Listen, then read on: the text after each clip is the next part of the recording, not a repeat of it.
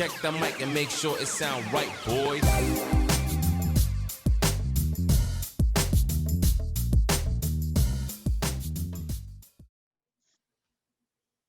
Hello, hello, hello.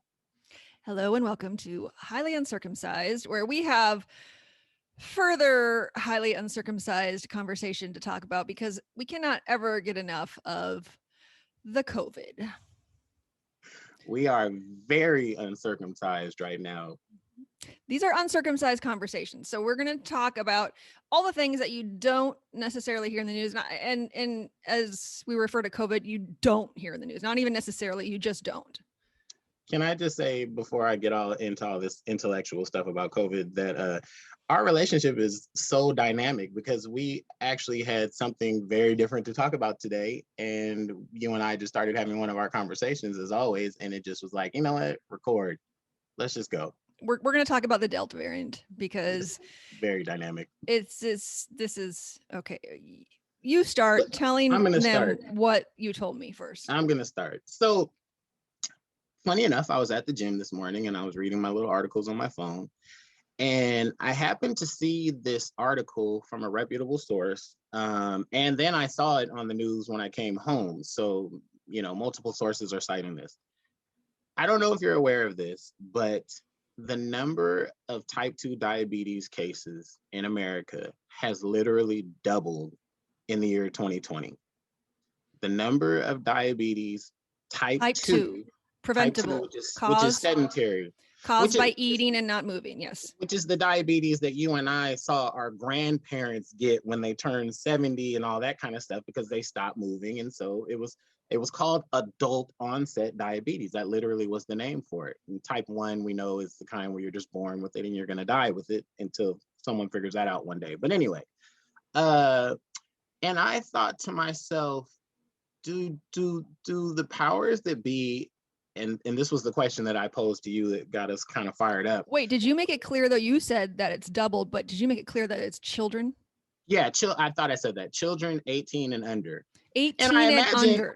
And I imagine if children 18 and under are doubling, I wonder what adults 18 and over are, because they're going to be less active, right? Typically.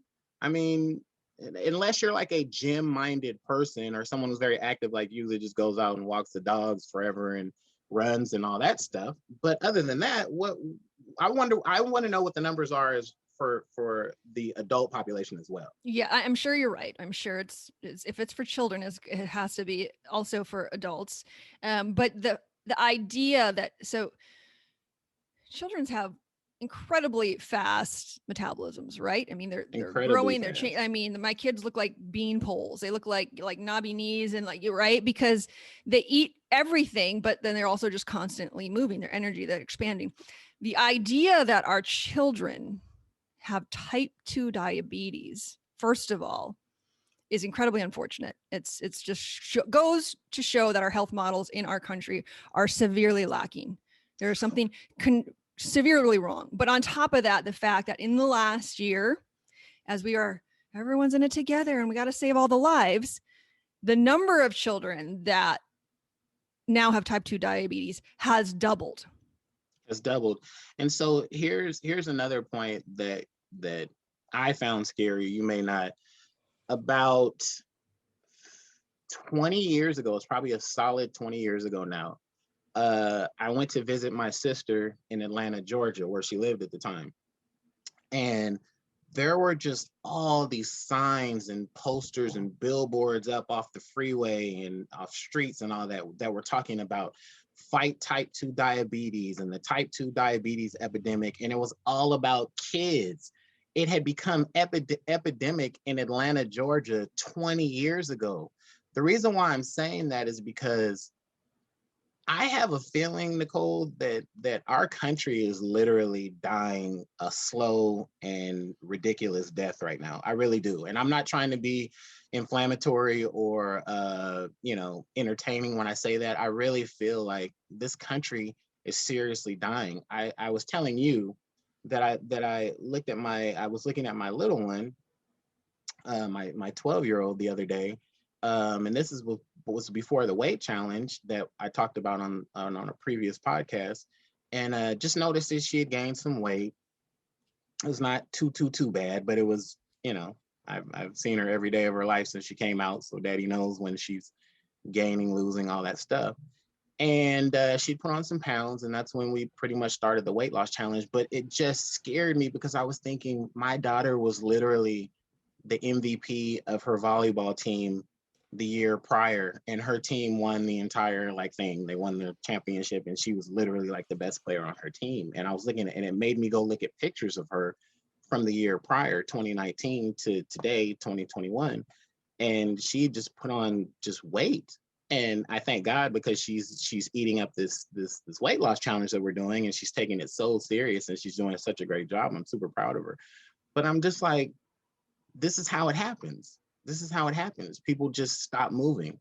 But bigger picture, so that's just my own. Not just stop moving, but also, we talked about this in the fat shaming one. It's consuming. Yeah. My question is, are we literally eating ourselves to death? We are literally eating ourselves to death. So and but I want to say something about that, because people are going to get offended, but there are reasons, and the reasons start all in our mind, right? And we have a mental health epidemic, and that's how we cope. But it still doesn't make it okay, right? So I don't disagree with you with anything you just said about the mental health aspect of it, but I'm going to tell you another aspect of it that I think is just as big or bigger. And I was talking to Esther about this the other day as we went for a walk. Esther and I went to Ghana, Africa, her home country, a couple years ago for about a month. So I spent a good time in Africa to really get to know the place and the people and all that. And one thing that I took from that place was that food availability is literally 100 times less.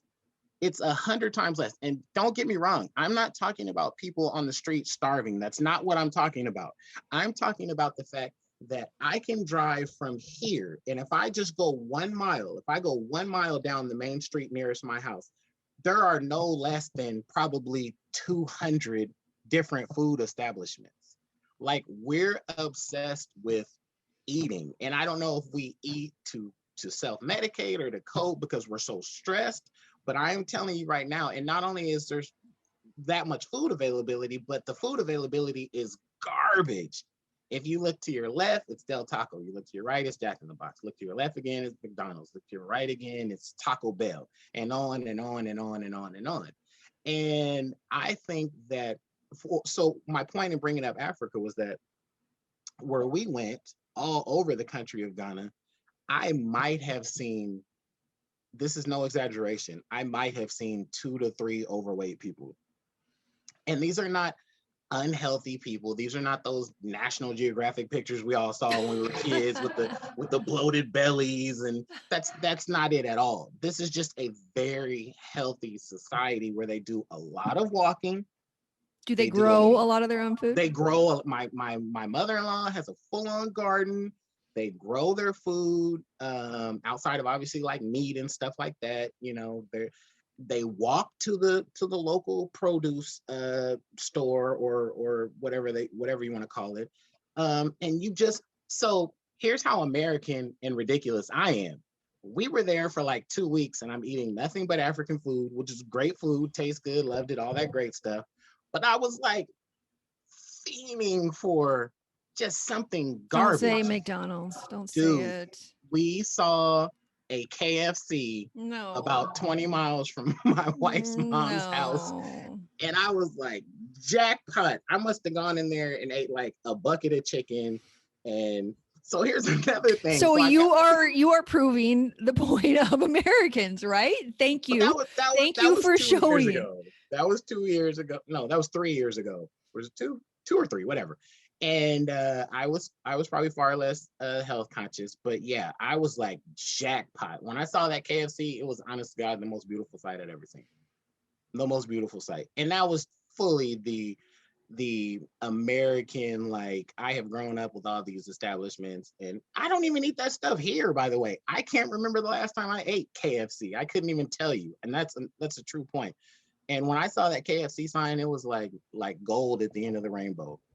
And so anyway, I digress. That sort of brings me back to the original thoughts that I was having which is you're supposed to be sneakier than that. I'm chatting with him in the Zoom, and he's like, "Something just popped up on my screen, and it was like, you're supposed to be so much sneakier than that." By the way, my eyes are horrible. So I know, I saw that. Put your glasses on.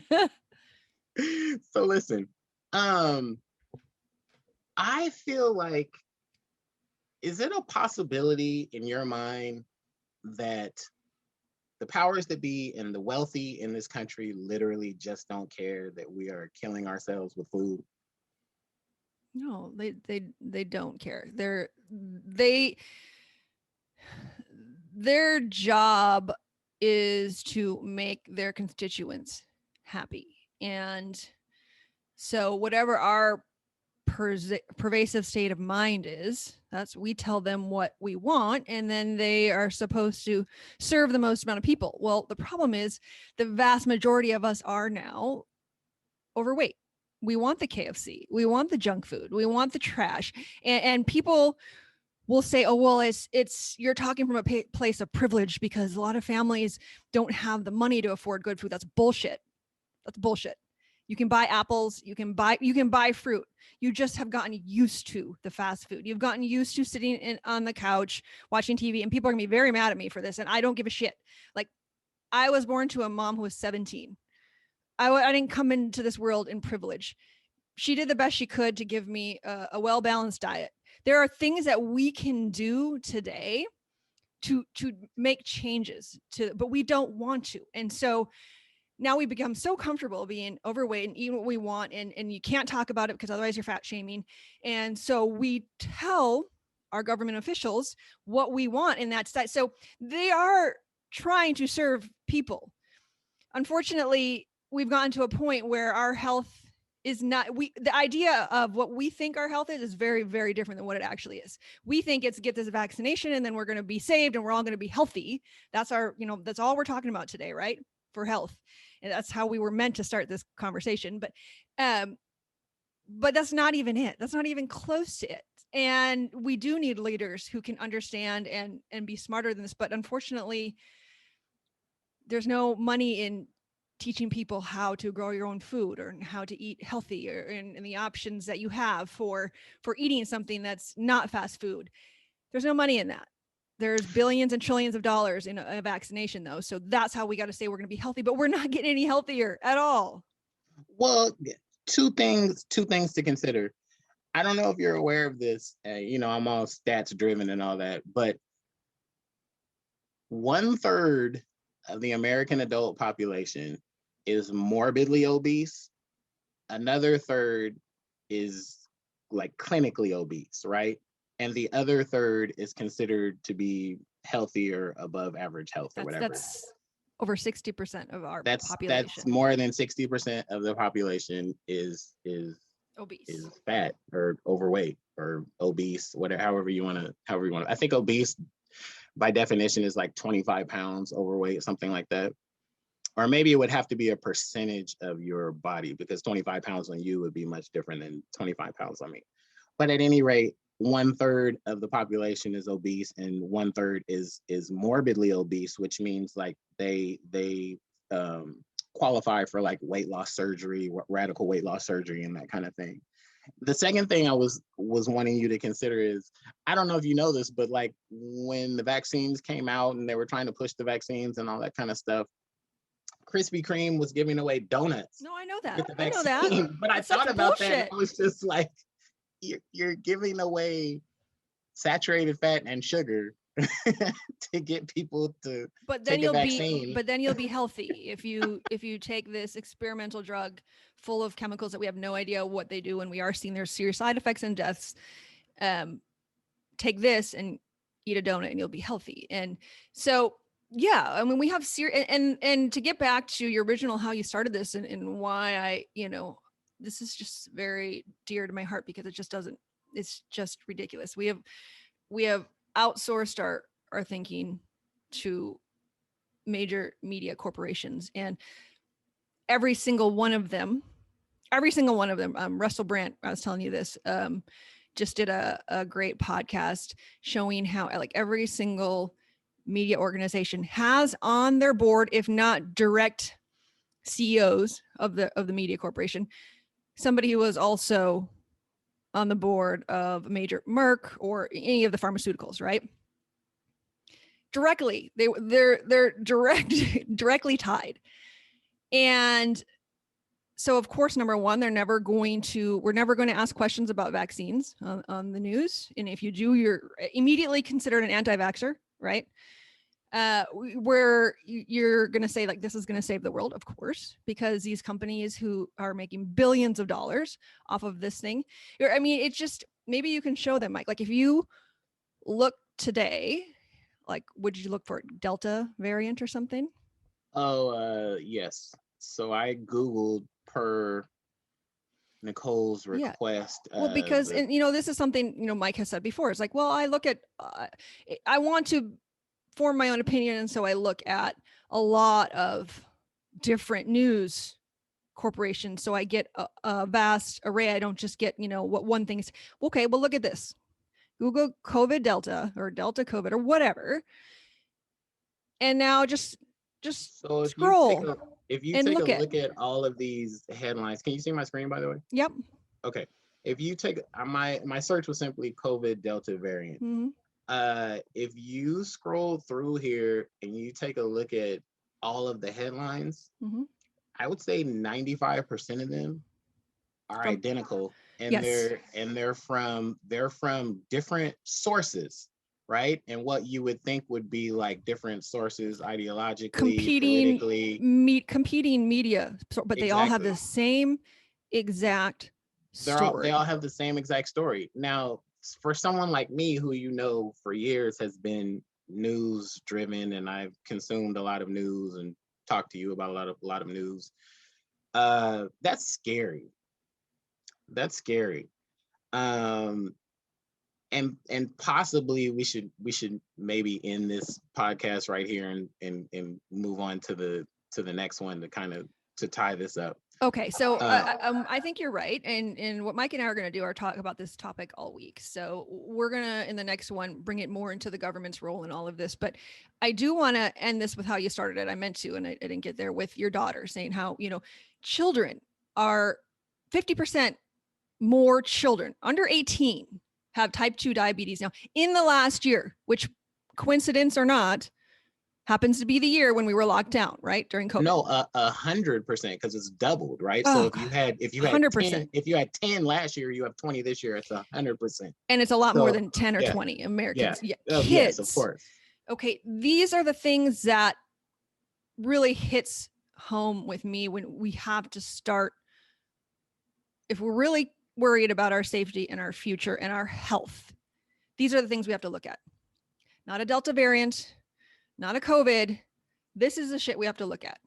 I mean, our future generations are, I think I read somewhere that our generation that's coming up right now will be one of the first that's actually going to die younger than the one before. But that actually goes into many different areas of life. Like literally we're supposed to do our generation X, you and I are pretty much Generation X, and then the next would be millennials and so forth. We're actually the first generations that are supposed to do worse financially, physically, the mental meters that they take. I mean, literally, it's just the decline of society. The wrong way. Yes. Yeah. And do people not get that? Like, you put all of this in your face and like, oh, COVID, and fear. And all of this is going around in the background, right? And while the people who are selling the story up here that everybody is eating up and making the billions and trillions of dollars, and we're fighting with each other about, oh, you believe, you don't believe, and you don't get the vaccine, and you're not healthy, but back here we're dying from everything else. Like, and it's just so stupid. Like, I'm so over it. But okay, yes, we will close this one down because you don't get to shut me up that quick. We're going to talk about this again on the next episode. And I was thinking, like, shut up. Can she shut up? Can she shut up ever? No, I cannot. I told Mike I'm going to write a very, very long article about the entirety of all of this. And I don't know who's going to read it. I don't care. I'm going to read the article. I know you will. I know you will. It's important to me. It's important. It's like, having to live your truth. And I feel like we've lost sight of what that is in society. We really have. And so I want to write all of this, and then maybe we'll have another week of after I do that. But yes, I don't know if you've noticed this, but you're kind of winning the Mike and Nicole COVID conversation, because like I'm a very different person since we first started talking about COVID, because you and I were getting into like arguments, and I was like, how is this person not seeing this my way? And I'm like, now I'm looking at it and I'm kind of like, really, am I really falling Nicole's way here? This is okay. Anyway, yeah. Good for you. It's the truth. It's not my way. It's the truth. And for those who maybe this is the first time they saw this, we're like, what the hell is she talking about? I am going to write an entire paper to explain all of it, and to show sources, and to show actual data, actual science, and to point to all the different areas that it's just the major, the MSM, major media. What does that stand for? MSN is like Microsoft. MSM media. Anyways, our mass media has left out, and they've left out all of it. So you're going to get us banned from YouTube, but that's awesome. Yeah, that's okay. That's all right. We're here for it. That's okay. We got 63 followers. That's all right. All right. We will see you next time. Bye.